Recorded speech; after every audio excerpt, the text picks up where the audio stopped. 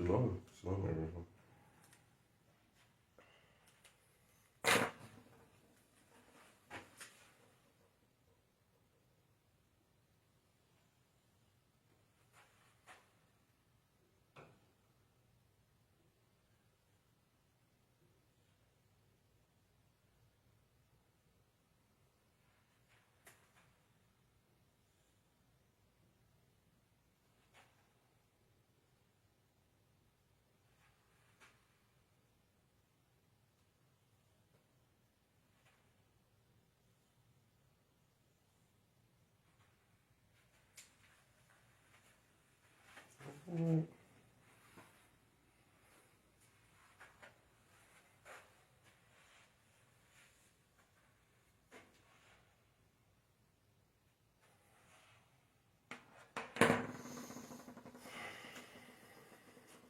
Shalom, everyone.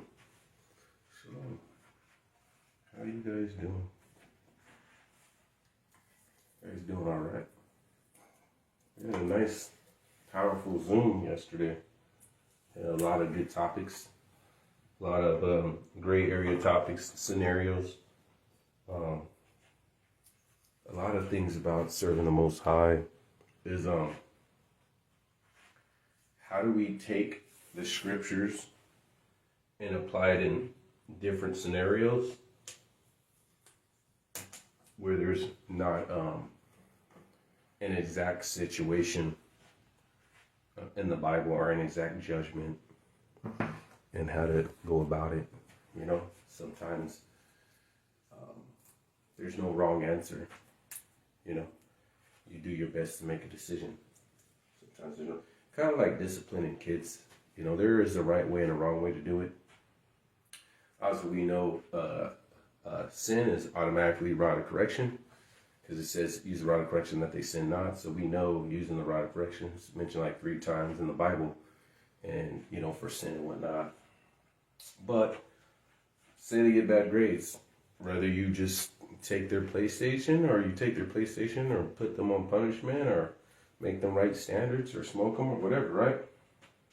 It's more than one way to go about that scenario, depending on the child or whatnot. But dealing with situations in righteousness, how do you operate to the best of your abilities in the scriptures? So I definitely thank the Almighty. I'll deal with that a little bit today, with wisdom and foolishness. But I definitely thank the Almighty for Zooms. Sister Gia got someone to start covering their hair when they prayed. So she was sharing the gospel on that aspect about women covering their hair and whatnot. So that was a major blessing. She shared that testimony to me this morning. So Lord willing, be praying for her and her family. Amber, Trina, Christine, Nadira, all that congregation. But we'll not be able to meet that congregation, see what's up with some of those brothers and sisters, seeing how they doing, you know, Lord willing. So hopefully they come for the feast days coming up. We got a whole bunch of them coming up in 3 more months. What's July? August, September, October. Yeah, 3.5 more months. Got the last 3 coming up. So let the Almighty's will be done. Even speaking of with that, how much time we got left? I can't really tell because my other phone's down. All right, so I remember there's 2 times where I was like, where am I going to build this tabernacle, man? And I was like, there ain't no kind of, especially here, I was like, where am I going to build a tabernacle? 1, it's like 110 degrees. 2, there ain't no kind of vegetation anywhere. And sure enough, I like this library because the whiteboard and everything. But I forgot to reserve the room, because there's only 5 rooms and sometimes they're all reserved. So usually I reserve like today for next week and whatnot. And they're all took. And I was like, all right, what's this the other library? And the other library was in, I forgot, another city over. was passing by, sure enough, man, seeing these two huge trees covering each other with some shade. I was like, that's where I'm going to make my tabernacle. I was like, praise the Almighty.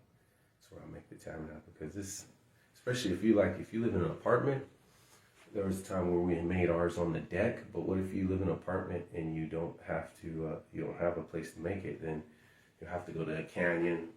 If you renting out an apartment or own a home, you can make it in your backyard. But to all the brothers and sisters out there in an apartment, studio, roommate, you're going to have to find some kind of park, some kind of canyon, some trail, some kind of trail you have to make it. And it has to be somewhat to where it stays up for 7 days, somewhat to where no one's going to call the cops on you. I remember we made it in this one canyon, public property. God hating, probably seed of the wicked one, right? Tore it down. The next day you came because you got to be under the tabernacle for 7 days, dwell under it. So the next day I came, do some prayer, read some chapters under it. It was tore down. I rebuilt it back up, tore it down, rebuilt it back up. To the point where this guy tore it down. And we knew because he's like, oh, you guys gonna... Right when we came, he was looking out his window all nosy. Brother Vince was there, I think. It was when we made it with Isaiah. And he was like, oh, what are you guys going to do with that? And I was like, oh, we're just making a tabernacle. Same guy, right? So he pulled all the stuff back. And this is a canyon. Like, it doesn't bother him. It's not on his, far from his property, at least 200-300 feet from his property. So he took the time. And I pulled it all back and built it back the whole 7 days. Praise the Almighty. I'm not going to let that stop me from worshiping the Most High, but it reminds me of when Abraham was making a sacrifice to the Most High when he promised his son. So he's killing the animals, trying to offer it to the Almighty, and the ravens were coming. And so he's trying to push all the ravens away because, there's food in a dead animal, right? And he's trying to make this sacrifice to the Most High. And, we have opposition. 2 of the apostles died in the book of Acts shortly after they received the Ruach HaKodesh, probably a couple of years after, doing the will of the Most High. And you think, well, he set them up to be apostles. Why did some of the apostles die off so soon? Just because this is his will does not mean opposition will come. You could be 100% in his will, living holy, doing what you need to do, trying to save souls, and you still will get the opposition of the wicked one the whole time. Mashiach is a prime example. Why did he tempt him in the wilderness? He rised up the Pharisees and the Sadducees and the scribes. Every single village, every single city, there's always someone there hating on him. And he did nothing but 100% will of the Almighty, right? So I thank the Almighty that he'll make a way. He'll make a way. If you have the heart to do his will, yes, you're going to face opposition, but we more than conquerors, right? And he'll make a way. So, welcome. Shalom, Amber. Shalom. Anyone I miss, welcome to True Hebrews United. Almighty Yeshua, this is beloved. True Hebrews United. I'm getting better at writing backwards. I hope this doesn't mess me up when I need to write regular. True Hebrews United. Almighty Yeshua, this is beloved. Holiness, instructor, discipleship, drill sergeant. About to get into the book. As usual, definitely give all honor to the Almighty, the creator of heaven and earth and all that is in therein. The author and finisher of our faith, the one that governs our heartbeat, our immune system, the one that leases us our children, our mom, our dad, our grandmas, the one that gives us the ability to establish wealth, employment, whether it's temporary, whether it's permanent, whatever. The one that allows us to, whether we have life insurance or this medicine worked for you and it didn't work for the next one, that gives us favor. Even the small situations where it might be a little blessing where everything's packed and you came at the right time and you found a parking spot in the shade. Or you barely made it there on time to get this paperwork done and it had to be out by a certain day or whatnot. Praise the Almighty. Shalom, Angelica. Even the small blessings, let's not be taken for granted and thank the Almighty for. Praise the Almighty. We're going to deal with some wisdom and we're going to deal with the foolish. And we're going to deal with how to deal with people and signs of foolish people, signs of people to avoid, and how to apply this stuff.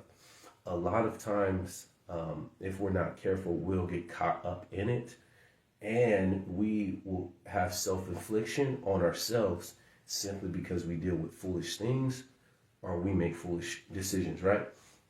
Proverbs. So with all that said being done, let's let the fingers do the walking and the scriptures do the talking. We do Zooms Sabbath night. If you guys want to jump on Zooms, we do Zooms Sabbath night. It's a major blessing, laughing, joking, questions, scenarios. It's a major blessing. Wherever the conversation goes, it goes. It's not really a Bible study. If you get a chance, you'll meet the brothers and sisters at True tonight. You don't want to just hear my voice and hear me sing all the time Sabbath day, right? You want to see, I wonder how Simon sounds. I wonder what his singing is like. If you're interested in my singing, hit us up on Zooms. I'll be hitting those notes. So, Proverbs chapter 4. Verses, we're going to be in Proverbs and Psalms quite a bit.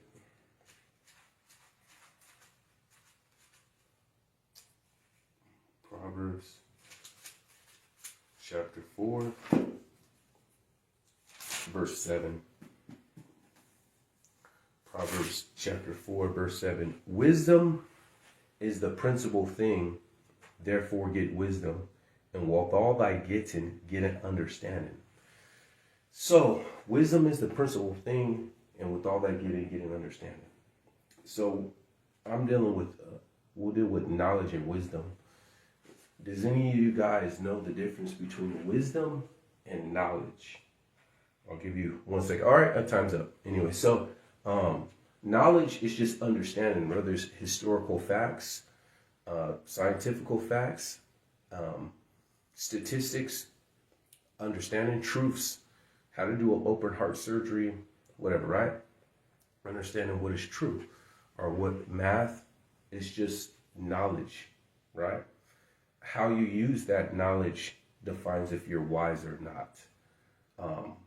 You can have the ability and the knowledge how to drive, but does that mean everyone is a wise driver? Because there's some people that they know how to drive, and they know how to drive correctly. They know it's wrong to double park. They know it's wrong to cut someone off. They know it's wrong to not use their turning signal and just make a right turn and have the person behind them slam on their brakes. They know how to drive correctly, but they choose not to. They drive foolish. So knowledge in and of itself means nothing if it's not applied. And wisdom is when you apply that knowledge. Some little examples. And we're going to get into the scriptures, but I'm just laying the foundation. Like a Ponzi scheme. If you don't know what a Ponzi scheme, right, is pretty much like a dollar. But I start this business and I say, all right, well, if I get you guys on, I get 50% of your profits and the 50% is yours. But if you get people on from them, not only you get your profits, but you get 50% of the 3 people you put on. So you get 50% of their profits and 50% of yours. And if they get some person on, you get 10% of that, the third line profits, 50% of their profits, and the profits you get on. And it's all predicated on someone after coming to in there to pay out the top people. And usually only the top 1% makes money off a Ponzi scheme. Like the American dollar or simply like cryptocurrency. I'm not saying all cryptocurrency is wrong, but the price goes up on supply and demand, and you're buying this in the hopes that other people will see interest in it and buy after you. That will raise the price so you can unload your bags. So the top 1% of a Ponzi scheme will make the money, while the rest of the people are working and not really making no money. Like the American dollar, it's depend on people buying their bonds, their treasury bonds. If people don't buy the treasury bonds, the dollar doesn't have it. So they need all these people buying their debt to prop this dollar. It's a big Ponzi scheme that's going to collapse, as this already is, right? Because they weaponize it. But I'm not going to get too political on that as of now. Let's say a dark alley. You give someone knowledge like, hey, I've seen like 3 people go to that alley and get robbed, because they go at nighttime. Don't go through that alley because you can get robbed. So you have the knowledge. So what would a wise person do? A wise person would not go through that alley. And a foolish person, which we're going to deal with. Matter of fact, let's get with it right now. Proverbs chapter 1. Proverbs chapter 1. And we're going to give you the definition of a fool, because People know what stupid people are. A fool, if you look up the definition of fool and stupid, you could do this while you're on your phone. It means the same thing. If you look up in the Strong's Concordance and look up the definition of fool through the lexicon and whatnot, it will say a stupid person. But it doesn't define. When you say, what is someone stupid? What is a fool?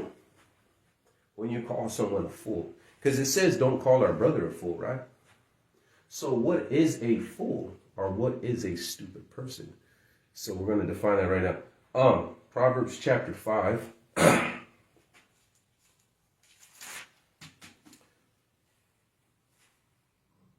Proverbs chapter 1. Sorry about that. Proverbs chapter 1, verse 5. A wise man will hear and increase in learning. So a wise person takes on information and they receive the information. And a man of understanding shall attain to wise counsel. Say, hey, don't go through that alley, you could get robbed. There's people that just wait for people to go through that alley and they get robbed, right? To understand a proverb and the interpretation, the words of the wise in their dark sentence. The fear of the Lord is the beginning of knowledge, but fools despise wisdom and instruction. So that defines what a stupid person or a fool is. They despise wisdom or instruction, or to go further onto that, or correction. Because when you're correcting someone, you're giving them, you're condemning a behavior and by default, giving them instructions on a different behavior. Don't you lie to me. And you give your kid a spanking because it says, thou shalt bear no false witness. Your kid wants to lie, automatic route of correction. You want to tell lies, I'm going to use the belt. We're getting the belt out, right? So by default, they learn to tell the truth. Like the Almighty says, I am the way and the truth and the life, right? So the fear of the Lord is the beginning of knowledge, but fools despise wisdom and instruction. Have you ever heard someone say, sometimes you just got to learn the hard way? That's foolish. That's very foolish. I don't need to learn to not have unsafe sex after I got AIDS. After I got herpes all over my lip, just breaking out herpes, right? I got all these, I'm having a discharge coming out of my private members because, I got to learn the hard way, right? Or you can learn from other people's mistakes. The Bible says, wait until your marriage anyways. Or you can learn from other people's mistakes and use wisdom, which most people don't because we keep having the STDs on the rise, especially in Houston. I'm going to probably bring that up for the news. I already brought it up like 3 months ago, but it's even worse now. And they still doesn't use wisdom. They're fools. So now, dealing with fools, what makes a person a fool or what makes a person stupid? Now, if a person tells a lie one time and they don't do it, does that make them a liar? No, they messed up, they lied, they shouldn't have did it, they repented. They're not a liar. But a person that is a perpetual or a habitual or have a pattern of not telling the truth is a liar, right?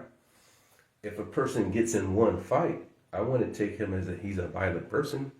The situation may be called for him to defend himself or whatnot. But if you see this person is always getting into fights, you're like, this person's a hothead.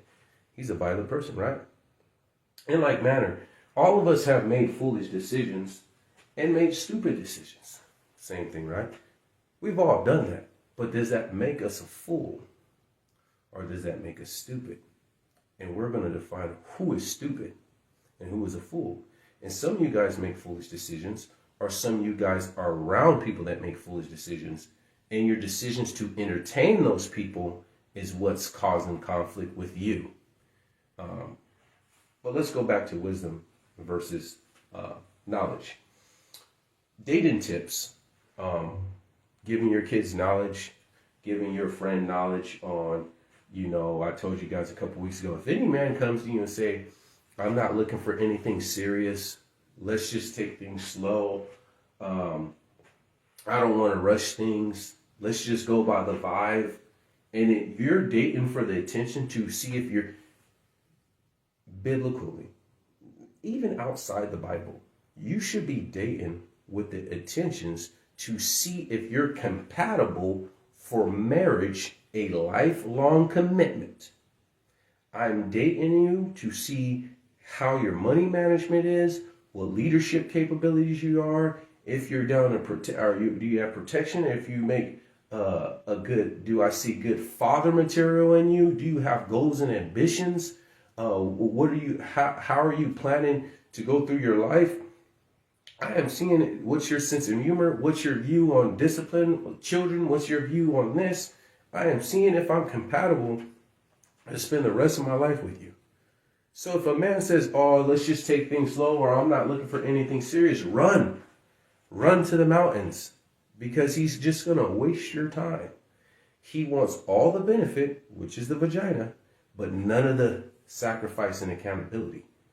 That's what he's saying. So use wisdom. But a foolish woman will say, well, if I just date him and this, and after 6 months he changes. And I seen this woman, and I was upset with the dude, but I was more so upset with the woman. She was with him for 8 years, and he still didn't want to move in together or get married or nothing. It's like, oh, I need my space and whatnot. Why did you wait 8 years? If you see he's not trying to take you serious and treating you like a side chick, why are you with this guy? And yeah, biblically, she should have waited until she was married. But use wisdom. No, don't say, oh, I'm just going to change him. After a while, he'll see something in me, and he'll want to be more committed, and he'll want to make it official. You will still stay in a situationship for the next 2 years. He will waste your time and bring your value down. And you might even get a kid out of it and be a single parent mother. So run when they say those excuses. Use wisdom. Don't be foolish and fall into the same trap that a lot of women, a lot of men make, right? Let's keep going. Building credit. And I say this because some of this may apply to you. You may make foolish decisions. I've messed up my credit before. My stuff was like in the 400s before, right? But yes, we make foolish decisions because of lack of understanding or age or whatnot. And you could be living holy and still have bad credit. We'll fix your credit. Yes, you made foolish decisions in your past, but you don't have to continue to make foolish decisions. There's a big epidemic with the Klarna and whatnot. I was telling you that people buy now, pay later. Maybe what you're doing in an area that's foolish is you want instant gratification. You're not patient for anything. You want everything right now. And that's not how the Bible works. It says patience. That's one of the virtues. If I don't have the money to buy the car, and put half the money down, I'm putting $1,000 down on a $26,000 vehicle and my credit score is shot. Maybe I just need to get a used car for $4,000. Yeah, it has some oxidation and it may need a little TLC, but I can't afford an $800 payment and a $300 car insurance payment. And now the boogeyman came and took my car at 2 in the morning, and I go outside and my car's not there in the parking lot. And don't say it don't happen, because if you look it up, repossession is at an all-time high. I think I dealt with that it increased like 21%. Car repos increased like 21% this year. So people, not all of them, maybe they lost their job at AI, people are making foolish decisions with their money. And I'm not saying they're necessarily a fool, but if you make foolish decision with your money, then you make a foolish decision who you picking. He's a dude that keeps picking ratchet girls and get mad because they cheat or gave him an STD. You keep picking ratchet women. Then you're making bad decisions on the job. Then you make other bad decisions. Maybe you're a fool. Why do everything you do and everything you touch, you make foolish decisions? And yes, I've made bad decisions with my credit. I make bad financial decisions. I make bad decisions in my marriage. I make bad decisions as a husband. Yes, we make stupid decisions. But do we have a pattern of being foolish? At some point, wisdom needs to kick in, and how you spend your money and how you deal with people and how you operate should be able to be shown as a child of the Most High. This wisdom should come off the pages and go in your behavior, right? Saving money. Some people, I'm talking about people keeping the commandments of the Most High, but they cannot save money. Why do you have to spend money? Why do you have to have the best and newest phone? I have a phone. It's a J7. I had a J3, but the YouTube didn't load. And I had, yeah, oh, that phone's old, but it works. I had talk, text, and YouTube, internet. I can look up my scriptures, whatever. It works. I don't understand what advantage I need to have the new phone. If you're doing videos, live streaming, all that stuff on your phone, that's different. I have a car. Yes, I make enough money to where I could buy a shiny car and have a shiny car payment and have a shiny car insurance payment. I could do that. But why? My car works good. Oh, I need some brakes right now. I'll go put the brakes on. Got to fix the window this weekend. You know, I think the actuator's down. But it runs good. I don't have to have the shiny car and be like the rest of these people flossing for 2 years and now you don't have nothing.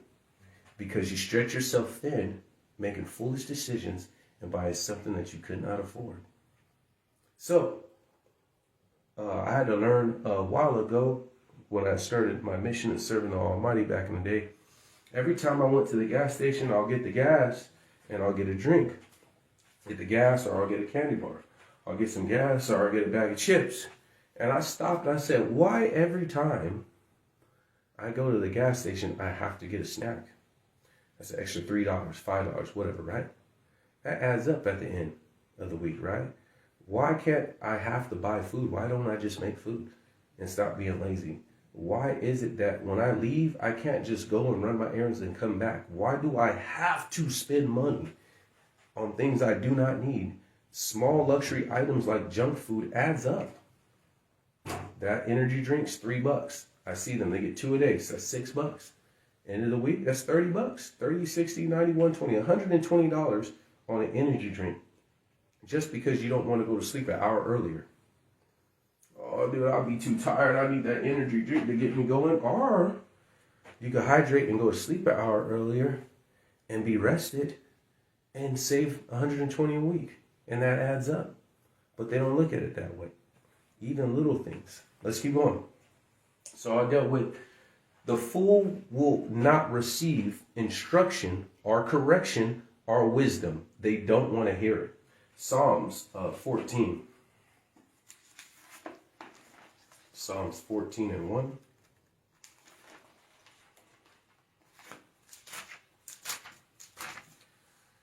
What I try to get us to understand is, because obviously, you need to repent from sin. No sinners are going to make it into the kingdom. You ain't going to be no sinner and make it into the kingdom.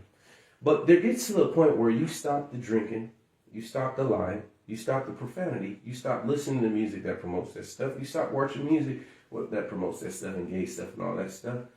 You stop doing drugs, stop fornicating, stop eating pork, or you start keeping the diet that's in the Bible. You put down the Christmas, you put down the Thanksgiving, you put down the false pagan holidays, you pick up the Sabbath, you pick up the true holidays, and you start living holy and start living righteous. And you get to the point to where you say, minister, I want to get baptized. And that minister will come to you and say, hey, have you repented from sins that you know of? Because it says some sins are known and unknown, right?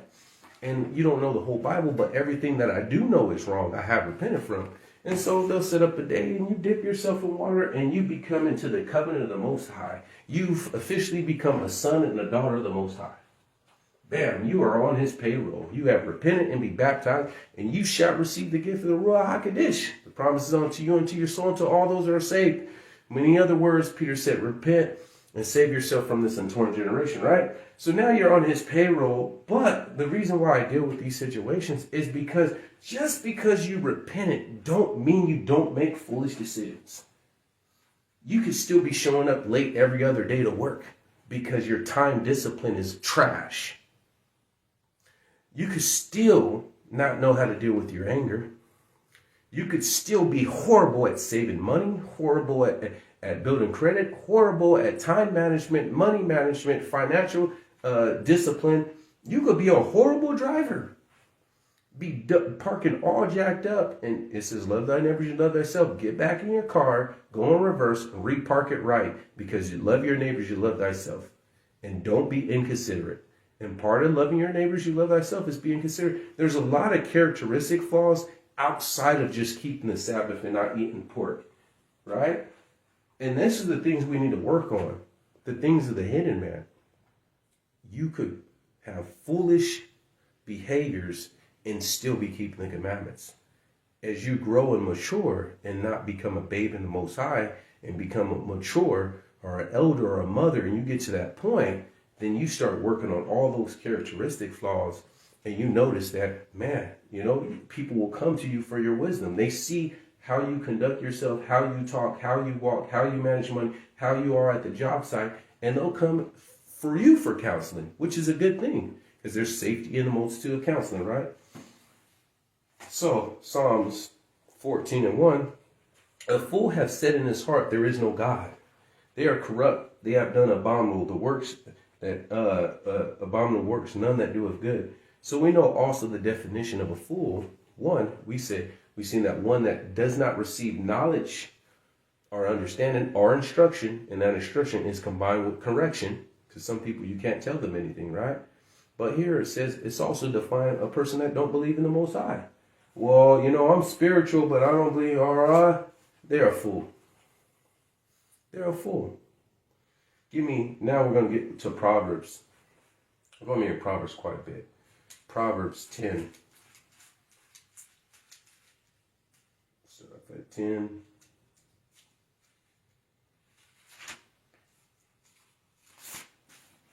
Ten, 18. The labor of the righteous tendeth to life, and the fruit of the wicked is sin. Oh, wait. Proverbs 10, 18. Sorry about that. He that hideth hatred with lying lips, and he that uttereth a slander is a fool. So, people that lie and slander people's name is a fool too. Working in corruptness, right? 10 verses 8, same chapter. The wise in heart will receive commandments, but the prating fool shall fall.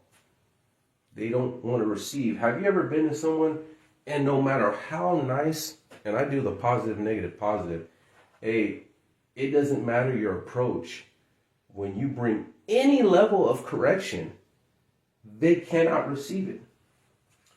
How you doing, Mrs. Susan? Oh, I'm doing all right. I want to talk to you about your child today. Oh, what about my child? Guard's already up. What about my child, right?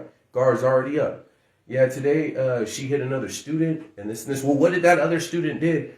Well, we seen on camera the student wanted her toy back because your daughter took the toy, and then the other student tried to take their toy that belonged to them back, and she hit the chick. Well, she should have learned how to share and this and that. And you can't give them correction on anything. It doesn't matter how polite you are. It doesn't matter how respectful you come to them. A fool cannot receive correction on any level. And the only time they usually will receive correction is if it's their supervisor and their job's on the line. But let it be their job is not on the line, like you dealt with them at a grocery store or dealt with them at the gas station or dealt with them as a family member. They're not going to receive that correction. If they can't get fired, or if they're going to get a ticket or they're going to get arrested, that's the only time. And it's not even that they received it. It's that they will just tolerate it because I don't want to get fired, or I don't want to get arrested, or I don't want to get a ticket. I'll just let you say that to me with no pushback, with no rebuttal. But I'm not receiving that, right? Let's keep going. Proverbs 10:1 now. The Proverbs of the Proverbs of Solomon: a wise son maketh a glad father, but a foolish son is heaviness to his mother. And why would we be embarrassed of our children? I'm around people. I'm like, oh, you have kids? Yeah, I have kids. Oh, that's pretty cool. Yeah, he's this. He's in college. And trying to be a dentist. My daughter's up there playing volleyball or whatever. She's doing this and this. Oh, you got kids? Yeah, I got kids. Oh, how's your kids doing? Oh, one of my kids are locked up. And my daughter's somewhere. Last time I seen her, she was homeless on the street at a bus stop. I haven't heard from her since. I tried to reach out to her, but she just disappeared. You think they're proud of that?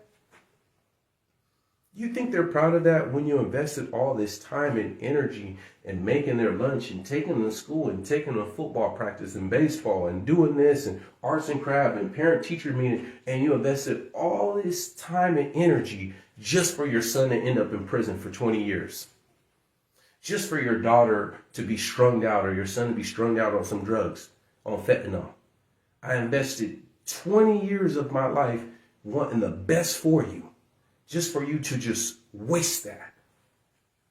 And I know some of them came from broken homes, and some parents, modern day parents, they're just modern day babysitters. This is what they do. Oh, the kids are, oh, here, 3-year-old, here's a tablet. That way I could just be on my phone. Oh, you're hungry? Get some cereal. Microwave something. Oh, you're crying? Oh, here's another tablet. Play with me. No, I can't. I'm too busy. I'm on TikTok right now. Here's the tablet. Here's a video game, son. Here, just play the video game for a couple hours. No, I can't take you outside and play football with you. Or I can't teach you how to drive. I can't do that. No. I want to be on my phone and chill. I want to. Here's some video games. A lot of modern day parents are just babysitters. They do not parent their kids.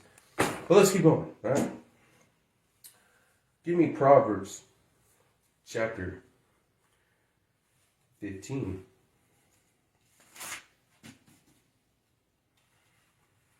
A fool despiseth his father's instructions, but he that regardeth reproof is prudent. And prudent also means wise.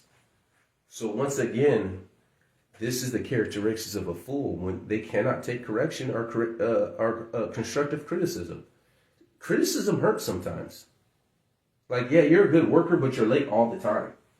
Even though I've seen people get laid off that were way more skilled than me. And they got laid off and they know tab because I'm doing test and balance right now, which I really don't like it, but whatever, it pays the bills. They're way better tab guys than me, but they got laid off because of attendance. We would choose someone that is less skilled, that shows up, that is present, than someone that's unpredictable, that's more skilled. It's unwise that I have the ability to take care of my wife and kids, but because I failed to have proper time management, I come late. And after so many lates, they give me a write-up. And after so many lates after that, they get a second write-up. And after so many lates after that, they get laid off. So these people getting laid off for attendance already got 2 write-ups for being late. So you had 2 opportunities to correct this behavior, and yet you refused to do it. To the point to where you got laid off, not because your skill or not because your performance or your effort on the job site, simply because of attendance. And now you got to use your savings, or now you got to suffer financial loss, or money's going to get tight, and the ability to take care of your wife and your kids suffers temporarily simply because of behavior.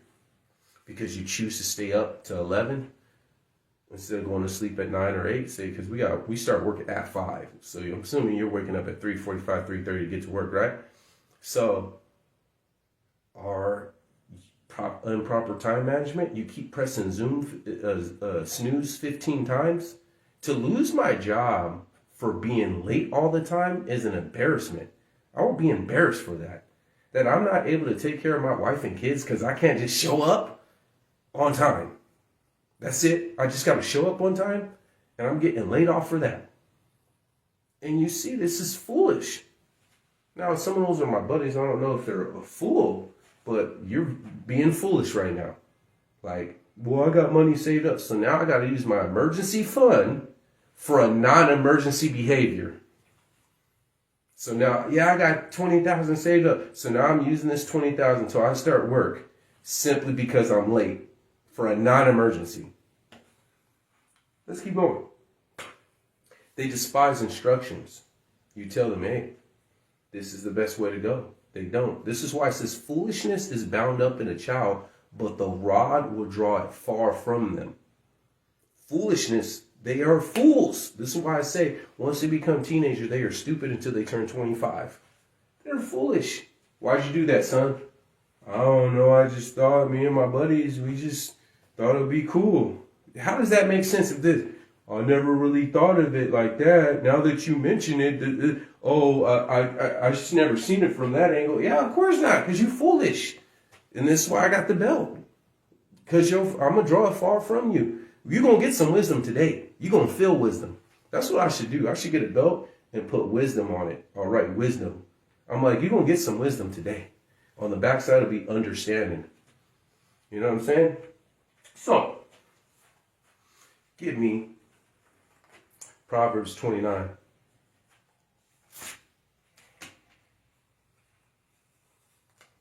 Verse 11.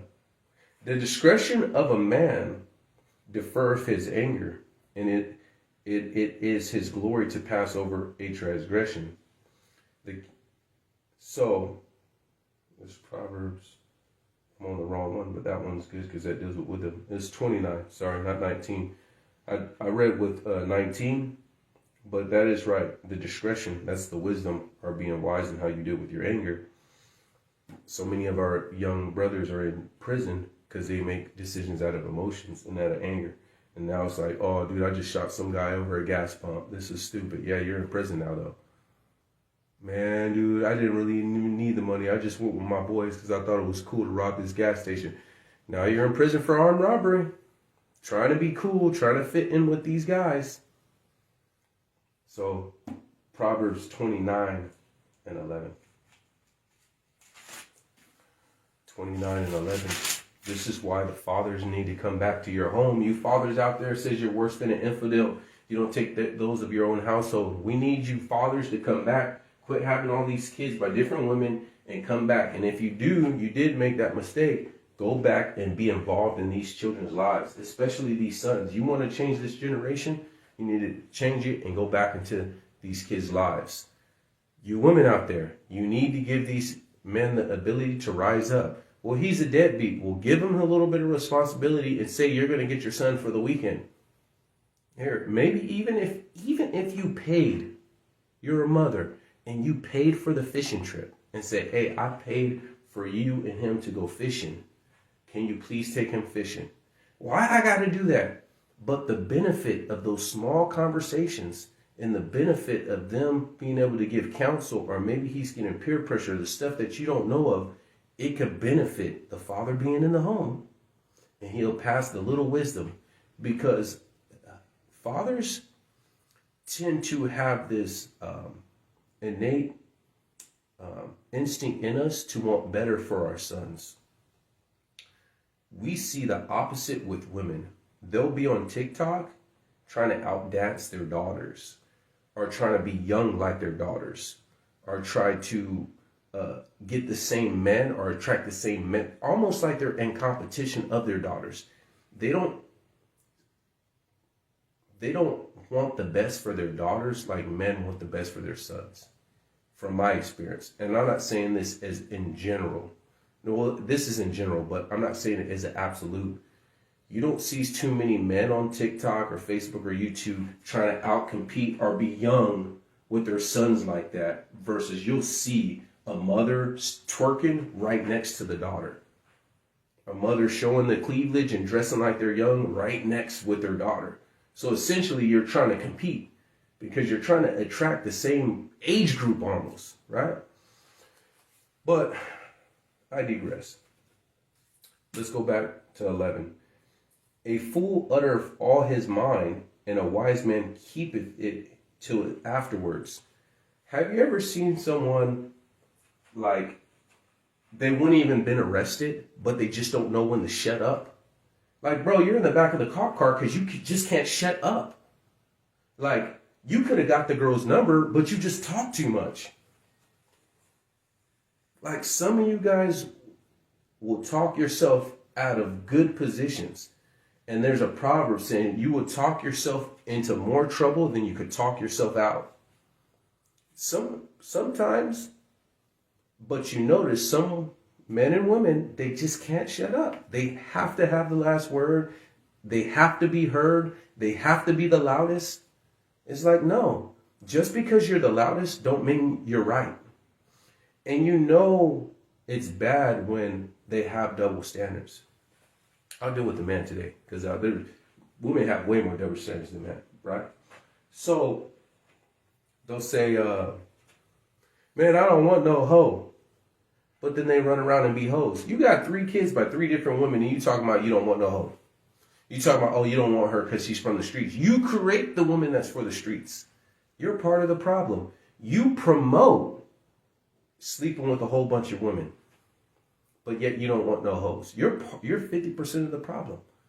And then when you show them that, then they don't want, oh, well, it's like, nah. You should give people the truth and they fight against it. You could give them, have you ever seen someone that you show them proof that Christmas is false, historically and biblically, and they can't receive it? Oh, well, they go off their feelings. I don't feel that the Almighty is going to send me to hell for giving my kids gifts and a Christmas tree. It's just a Christmas tree. I'm not going to go to hell for that. That's a graven image. That's an idol. They sing songs to that. Oh, Christmas. I ain't going to finish the song, right? They have songs about that. On the first day of Christmas. All that foolishness, right? All that foolishness. So, they despise. They utter all his mind, and a wise man keep silent. Sometimes the best thing is to be silent. So when you see a loud person, they just always loud, always, they're foolish. And some of you guys get caught up with them. I'm talking about the people serving the Almighty. It'll be on the job. Why do you like hanging around fools so much? I stay away. Once I realize someone's foolish, I stay cordial, but I don't associate with fools. I don't associate with stupid people that make stupid decisions. I don't associate with people that cheat on their wife. I'm like, yeah, I cheat on my wife. And some of them, they says they glory in their shame. I don't associate with thieves. I don't associate with foolish people that make foolish decisions. Yeah, man, it's my third DUI. You a fool. You didn't learn 2 times. I think it's like $2,000, and you got to go to some classes. Then your restrictions on your license. You got the taxi. You got family and friends you could use to call for a ride. You got Uber. You got Lyft. They got driveless cars in Phoenix, Waymo. You have all these options, and you still chose to drive drunk, and you got a DUI. You a fool. Back in the day, there was no taxis and all that stuff. I get it 30, 40 years ago. But you could pick up a ride right now. Boop, boop, boop, boop, boop. Uber, Lyft, be home. No, man, I'm good, dude. I'm good. Get pulled over. Bam, now you're in jail for the weekend. Foolish. Foolish decisions. I thought I was good. Well, you thought wrong, right? Proverbs 18, verse 2. Proverbs 18, verse 2. Through the desire of a man having separated himself, seeketh and intermeddleth with all wisdom. That's verse 1. So us having the desire, we want understanding. We want wisdom. If you don't want to make foolish decisions, you should be reading your Bible every day. Because if you don't, you're going to make a lot of decisions off of emotions and not of the scriptures. And typically, when you're fully emotion drove, it's probably the bad decision. Sometimes we're like, oh, let me jump. Oh, this, let's say you're into crypto or investment. Oh, this is picking up. Let me jump on it. We don't chase green candles. Oh, the market's down. The market's doing bad. That's when I buy. Oh, it's a huge red candle. The market's doing bad. It's crashing. That's when we buy. Opposite of our emotions, off of fact that now I have an opportunity to buy it at the lowest cost. Right now, this stock or this asset or this crypto is undervalued, and I'm going to buy it now, and I'm going to ride it up into profits. But the vast majority, they chase green candles. I love the dips because it's going to make me more money. Like Warren Buffett says, wealth is the transfer from the impatient to the patient. People that's driven off of emotion to people that's driven off of facts and statistics and historical events. Stuff that's been proven, tested and tried, right? That's what wealth is. So let's keep going. I'm talking as far as the investment world that goes. Now verse 2. A fool have no delight in understanding, but that his heart may discover itself. They're wise in their own conceit. Have you ever tried to deal with someone and they're like, they keep saying the same thing? That you heard what I said, you heard what I said, you heard what I said, like a parrot, just repetitive. So I always tell you, you can't ration with the irrational. With a foolish person, you can't use ration. You can't use logic, you can't use facts, you can't use statistics. Let me say, and I've said this before, I said, hey, it's proven that children raised by single parent fathers do far better as single parent mothers. you should give your sons, well, all your children, but especially your sons, to the father. Once they turn 12, 13, once they're about to be a teenager, shoot them to the sons. Shoot them every other weekend. Shoot them for the summers. Get them to spend as much time with the father. Yeah, the father may have cheated on you, but that doesn't mean he's going to be a bad father. He may be a bad boyfriend, or he may be a bad husband, but that doesn't automatically mean he's going to be a bad father, right? Yeah, the relationship didn't work out, but send him to the father. To the point to where the success rate with single parent fathers is the exact same as two mother-father, a nuclear household family. They are far more likely for suicide, OnlyFans, prostitution, in jail, prison, drugs, male or female, with single parent mothers. And women will fight me. I ain't giving my kid and this and this and that and that and this. Not every man is, some men are deadbeat, but I'm talking about you have a guy, maybe he works at Target, whatever. He's doing his thing. He's a straight adding value to society. Send him to the father, because there's certain things you can't teach them. And they're not willing to accept that you cannot, as a woman, create a man. You can't turn that boy to a man. You can't do that. He is in better care, and it's hard for them to accept the fact that statistically, children are in better care and grow up better with the father. And partly because the Bible said that's his seed. But because a fool doesn't receive instruction or correction or understanding or wisdom, no, they better with me and this and this. And yes, I'm not talking about Pookie and Ray Ray that sells drugs. Or, I'm talking about a regular dude. He's got a job. He's doing his thing. Send him to the father. Send him to the father. Regardless of how you broke up, he could still create a better man than you can being a single mother. You are emotionally driven. That's how God made you. And praise the Almighty that you are, because you balance this out, right? But if you raise him, he's going to be emotionally driven. And I guarantee you, the man, that young dude that decided to shoot some guy over a gas pump, I was at that pump for all this too bad, and they got verbal instead of just fight. He ended up shooting him, and now he's in prison. He was emotionally led. Where did he learn how to make actions through his emotions? Probably from a single parent home, and probably from his mother. Because how did he learn to deal with his anger? It's real easy to learn how to deal with your anger, because if your son is 16, 17, and he wilds up, and you tell the father comes and say, hey, what you say to your mom? Say it again. Say it in front of me. Do that again. Do that again. Say it. Say it to your mom again. See what happens. And he learns how to deal with his emotions real quick.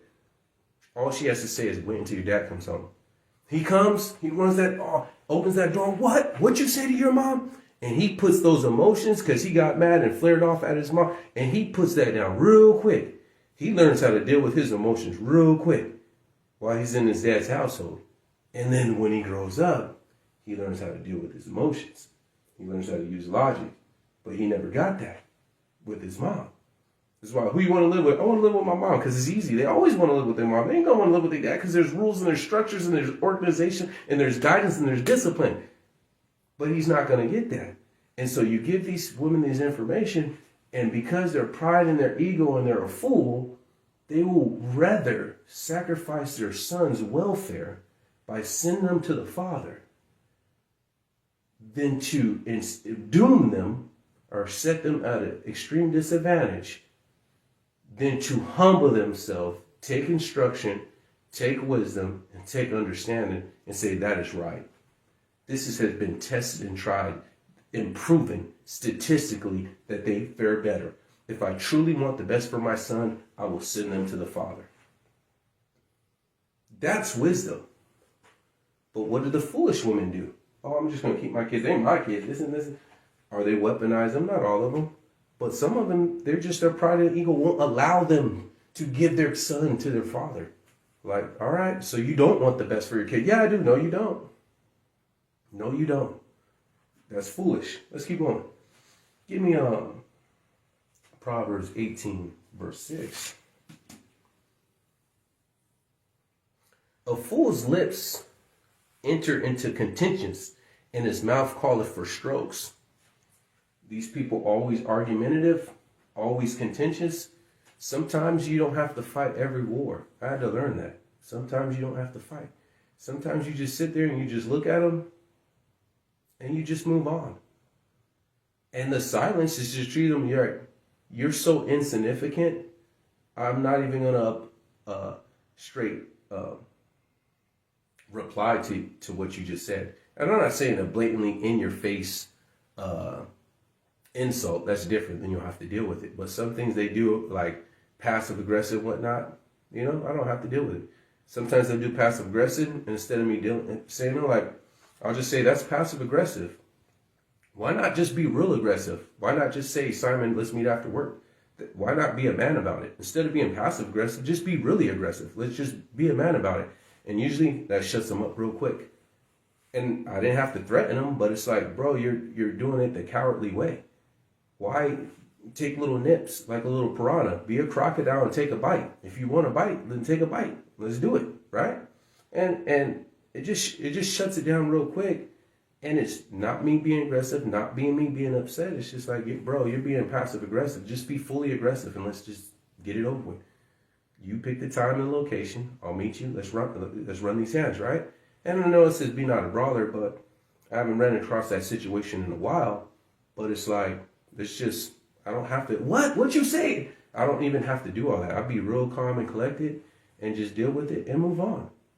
I'm not going to just let my lips run and all that stuff. I'm not going to get upset about that stuff. Back in the day, I used to get real riled up about that, but then that became my weakness. Now they know I just have to say this to get him to get outside his character. And they won because we serve the Almighty and we need to stay in our character and use some level of decorum, especially because we're the light of the world and we're the salt of the earth, that we have to show some kind of standard of self-restraint and discipline on our emotions and our behavior. And when they see that all I have to do is call you the N-word, right? And that's going to get me riled up. No, you know what I'm saying? There's things I say once they say that and I crush them and I show them, hey, we must be doing something right because all you white women like us, all your women like us, we must be doing something right, right? And I'll say that and it shuts them up so quick. Oh, yeah, you know what I'm saying? It shuts them down. We must be doing something right. All your women like us. Our women really don't like you guys. And then immediately they just shut up. I didn't have to get angry because you want to say the N-word. I didn't have to do anything. I just tell the truth, right? And shut them down, right? So, we did 18:6, verse now 7. A fool's mouth is his destruction, and his lips are a snare to his soul. Once again, they make bad decisions and they talk too much and they gossip, they talk foolishness. They always have the need to be right. Male or female, they always have to be right. And their pride, their ego, whatever it is, they are fools. And what's weird is the fools always think they're up here and they're above, but they're foolish. They're foolish. But they feel that no one could tell them nothing. No one could correct them. They always make good decisions. They're never wrong. Some marriages fail simply because the women can't get out of, I am not always the victim. They really feel like no matter what, it has to be the man's fault. Like, have you ever seen when a woman gets caught cheating? Oh, it's because you work too much. It's because you're never home. That's fool. Can't take accountability to one's actions. Always have to be right, and you always have to be the victim, and you can never take account. You're a fool. You're a fool. So me not spending time with you is worse than you cheating on me.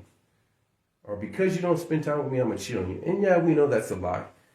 Because you don't spend time with me, you're always gone. Oh, it's because you've changed, or whatever excuse will I use to get humbled by another man. That's foolish, right?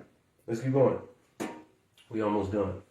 Proverbs 12:16. A fool's wrath is presently known, but a prudent man covereth his shame. You'll see a foolish person. There's times where I've been foolish in how I dealt with it, that it was too easy for me to be willing to fight someone. You know what I'm saying? So I will let my emotions, my anger get the best of me, and I make foolish decisions out of it. It says, be swift to hear, slow to speak, slow to wrath, for the wrath of man works not in the righteousness of the Most High. You will get angered, and make foolish decisions. It could be you get angry and you say something to your wife and you cut her. And you'll come back and like, I apologize. I said that when I was mad. But that scar is not going to leave. You have permanently scarred your wife because you did something out of anger instead of using wisdom and understanding. When I was first married, because I was a hothead back in the day and I had to work on it. But I used to go on prayer walks. I used to be so hot with her. And she'd be like, why are you always leaving in the middle of the argument, this and this? I was like, because I don't want to say something that I can't take back. And I remember one time I was hot and I did say something. I didn't go for a walk and I should have went for a walk that day. I forgot what I said, but I should have just went for a walk and took it to the Most High and came back and dealt with it.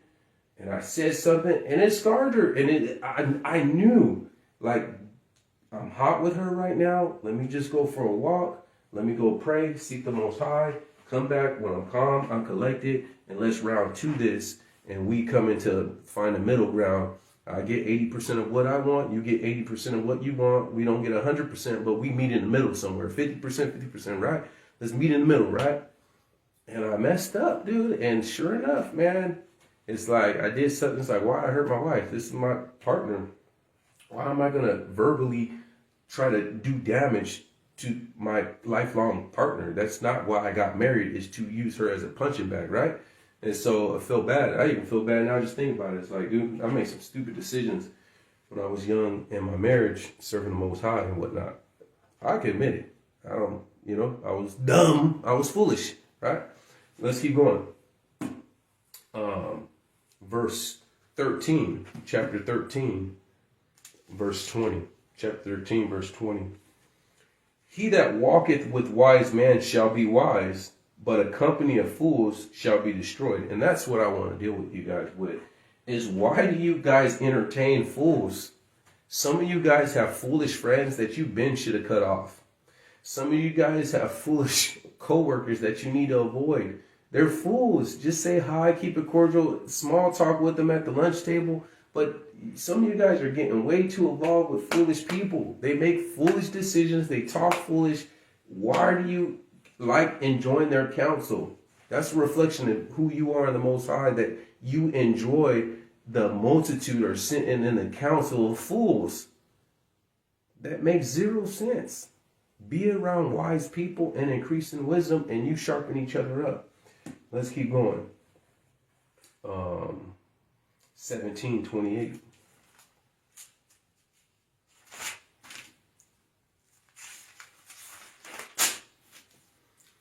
Proverbs 17:28. Let's get it. Even a fool, when he holdeth his peace, is counted wise, and he that shutteth his lips is esteemed as a man of understanding. And you've noticed that. You see people that don't really talk too much, and they could be dumb as a brick, but you wouldn't know it because they learned. The one thing they did learn is that, let me just be quiet. I don't need to always give my opinion out there. I've learned to, when people ask me questions, it's like, oh, that's personal. And I would rather get them to get slightly offended, like, oh, my bad, all right, oh, that's kind of personal.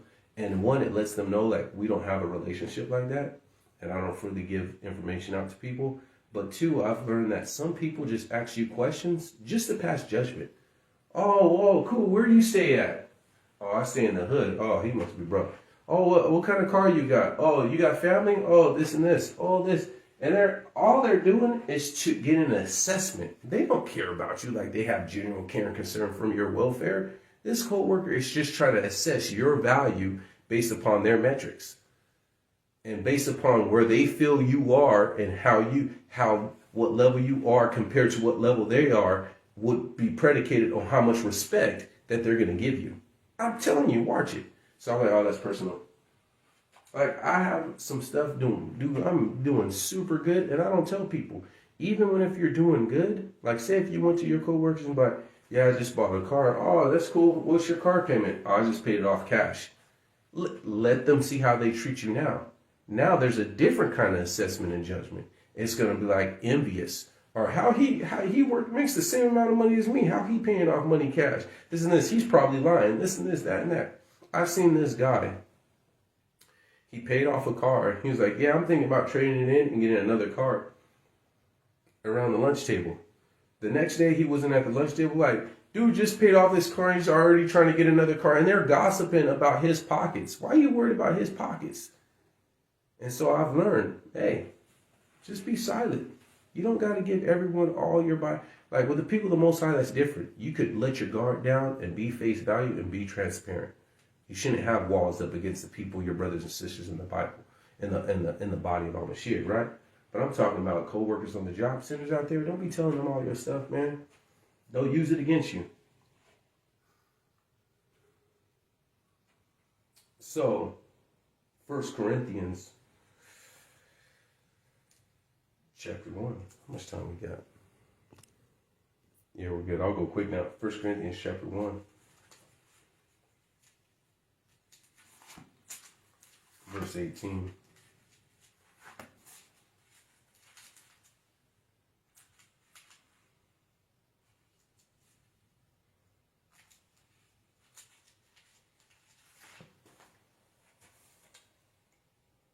For the preaching of the cross is to them that perish foolishness, but unto us which are saved is the power of the Most High.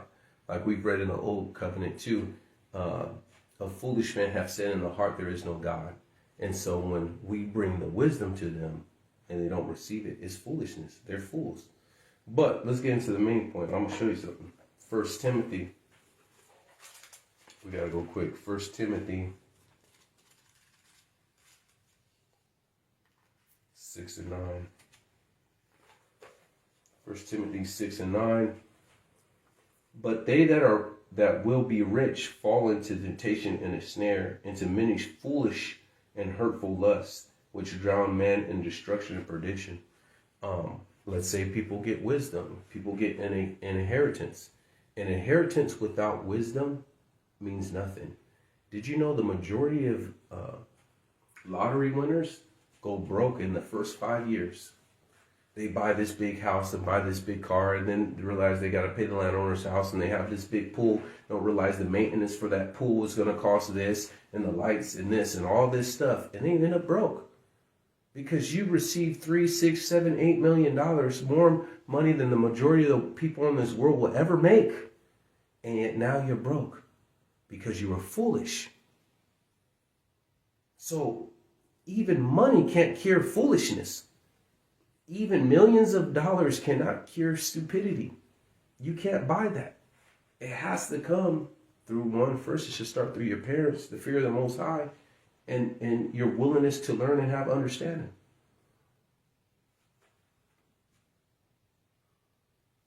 Those people who have faith, who will use those same things against you, trust is a hard thing to give. Yeah, I agree with you, Angelica. Most of the time, though, if they're truly repentant and they're baptized, some congregations have these cliques where the girls have the popular crew at the high school and then there's the popular guys.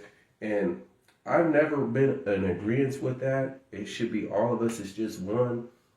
I haven't been in congregations that have the foundation of the apostles and the prophets that are in truth, and they have their little popular crew like a high school and and I don't agree with that, because then that's where the gossiping comes in, and this sister feels that they're above that sister, and this brother feels like I always kick it with the pastor, so I'm in better status than you, and they get into the status thing.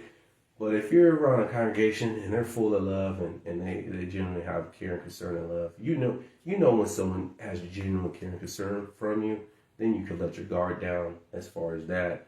But yeah, even when you get into the body, you got to fill people out. And not saying they're not saved, but realize that they still come and have characteristic flaws. Like I said, you could still be living holy, but you show up late to work like every week. Like your time management skills is garbage. You need to fix that. Or you don't really spend too much time with your kids. You need to get rid of those tablets. Destroy those tablets with the kids and spend time with your kids just because you're keeping the commandments. So also realize that they're in the body, but they still have characteristic flaws that they'll have to work on. And through Lord willing, through time and years in service, that the scripture will hit, and they'll get more and more mature, and they'll have less and less characteristic flaws. Isaiah 38. Isaiah 38.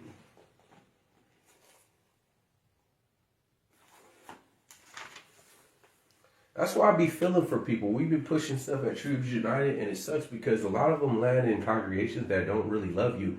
They want the numbers, or they want the choir, but they don't have the love. Like, there's no person that is here or left Troops United that did not say that Simon, that Troops United in and of itself has not been a blessing to them. They can't leave and say, man, I've been shortchanged. They did me grimy. They did me dirty. They got over on me. Not one person. They will be a liar if they did that. Even if they because some of them got kicked out because they weren't serving the Most High. Like, you know, we got quite a few of them. But they cannot say that we did them dirty. Isaiah 38, verse 8. One of my favorite scriptures. Let's get it. Behold, 38. Wait. 38. No, that's not it. I think it's 58. Anyways, I'm going to quote it because I don't want to find it. And a highway shall be there, and a way, and the way shall be called the way of holiness. The unclean shall not enter in. It shall be for the wayfarer man, though fools shall not enter in therein. So the highway shall be called the way of holiness, and it says fools shall not enter in this way. You cannot be saved and be foolish. So yes, you guys are serving the Almighty, but if you have foolish behaviors, money management, parenting, this, anger, this, if you make bad decisions, you got to start dealing with these decisions now. Yes, well, I'm living holy. Yes, you're living holy, but you still make foolish decisions in these areas. No, you're not a fool, but that doesn't mean it's okay to make foolish decisions. Rein that stuff in. Deal with wisdom in all aspects of your life, right? The Bible says walk circumspectly. 1 Timothy 6. I go quick because we're running late.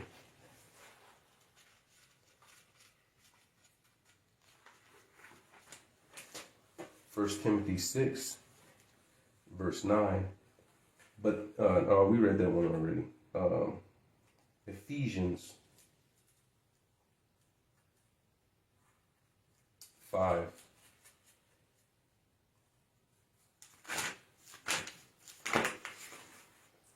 Ephesians 5, 15 and 16. Let's get it.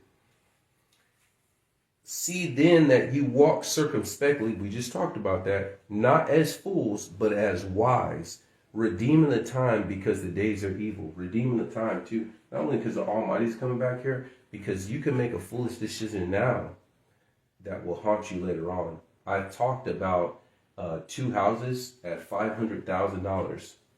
One person has a 640 credit score and another person has a 740 credit score. Did you know that the other person with the 640 credit score will pay $75,000 more on that house because their interest rate is going to be higher? They pick the house is the exact same, $5,000. One has a lower credit, same down payment. One has a 600 credit score. One has a 700 credit score. Now this person, so the decisions you made to mess up your credit is going to affect you in your future when you buy that house or you buy that car, because now you're paying at a high interest rate. So yes, you could be living holy, but making foolish decisions will still come back to bite you in the butt. You never know. That could be the difference between you lost your job and you're still able to make that mortgage payment, or you lost their job and you can't, and you go get eviction. You go into eviction, right? Because now you're paying a higher mortgage than the other person simply because the mistakes you made, and now it's snowballed because you lost your job, and now with your husband income or this and this, you would have still been able to make the payment if you guys had good credit, right? But now you can't. And now what? Guess what? Oh, we lost our house.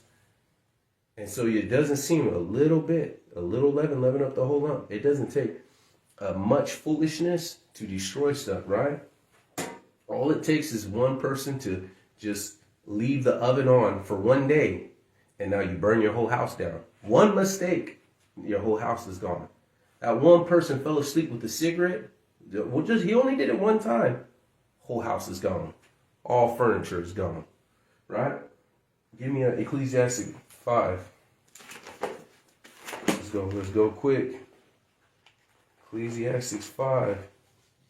Use two hands this time.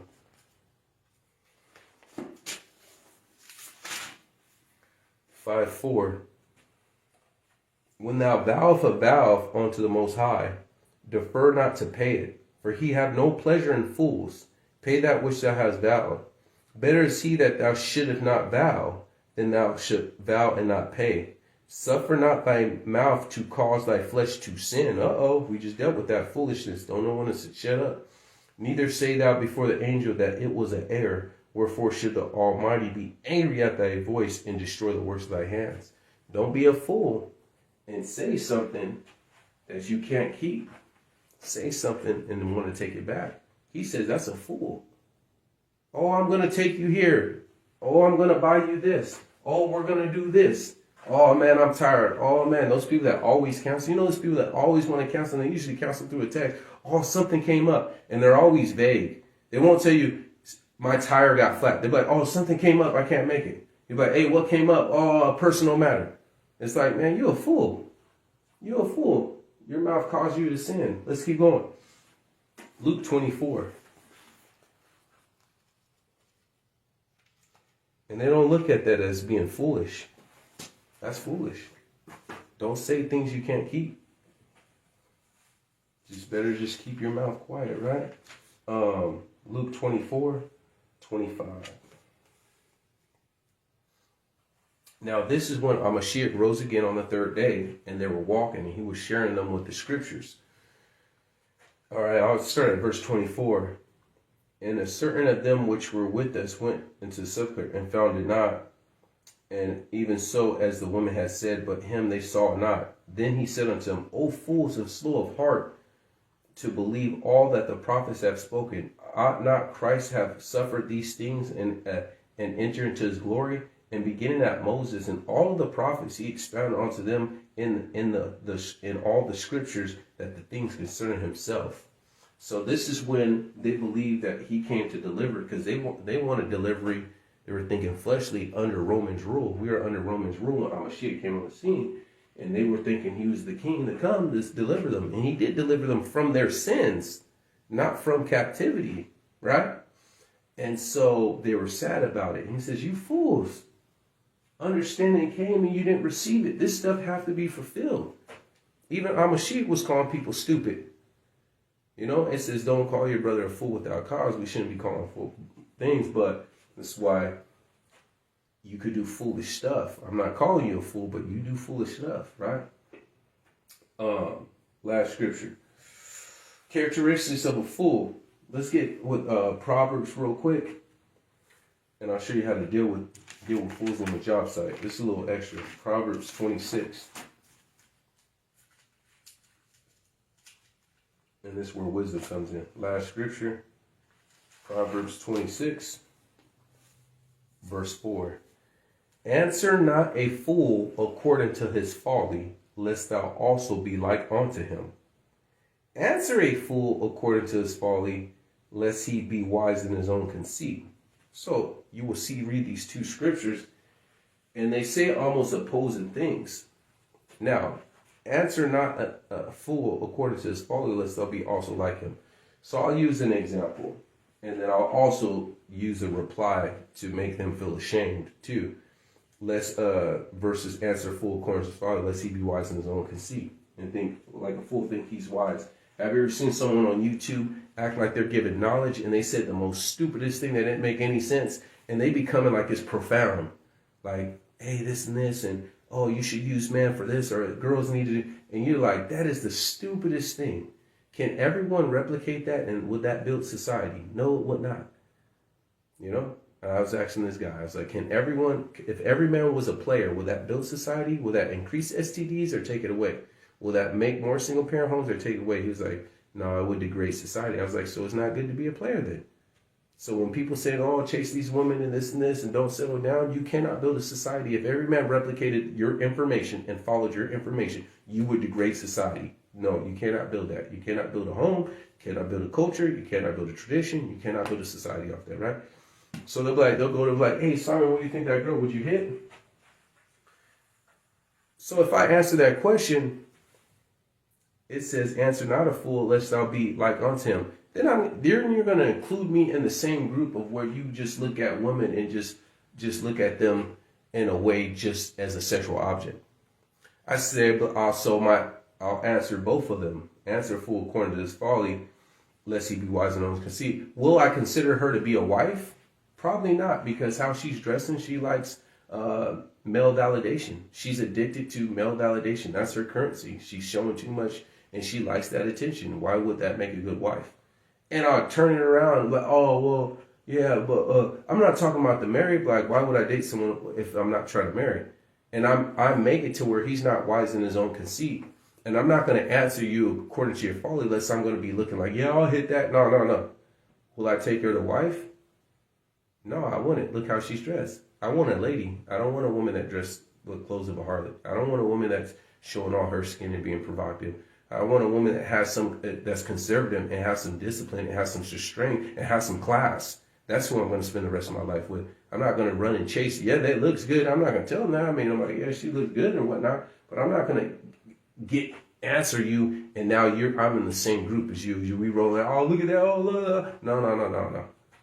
I'm not gonna make you wise in your own conceit. I'm gonna promote marriage, and that's just an example how you don't answer a person according to their folly.